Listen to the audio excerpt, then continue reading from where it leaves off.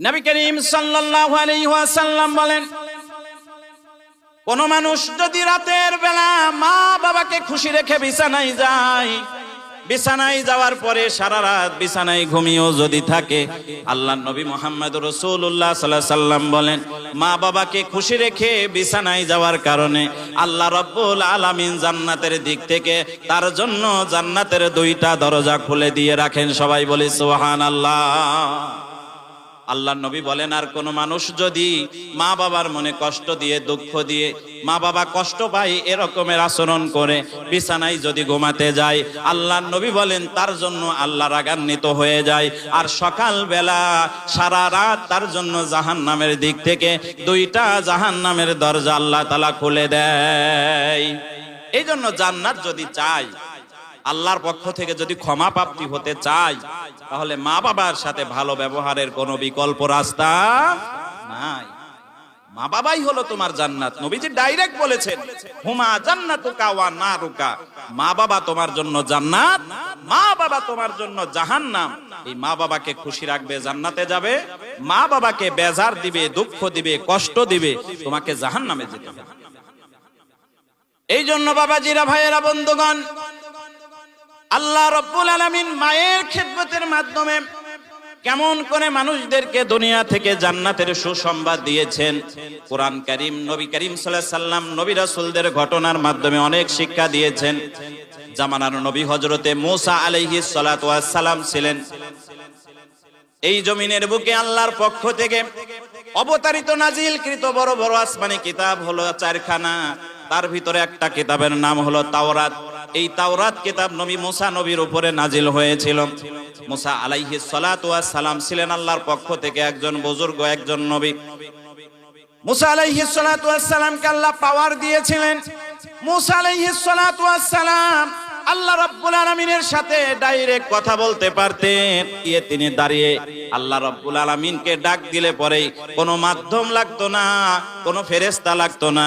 আল্লাহর কথা মূসা শুনতেন, আর মূসার কথা ডাইরেক্ট আল্লাহ শুনতে পেতেন। সবাই বলি সুবহানাল্লাহ। মূসা আলাইহিস সালাতু ওয়াস সালাম আল্লাহ রাব্বুল আলামিনকে তুর পাহাড়ে দাঁড়িয়ে জিজ্ঞেস করলেন, মালিক, কাল কঠিন হাসরের মাঠে আপনি যাকে জান্নাত দান করবেন, আমাকেও তো জান্নাত দিবেন।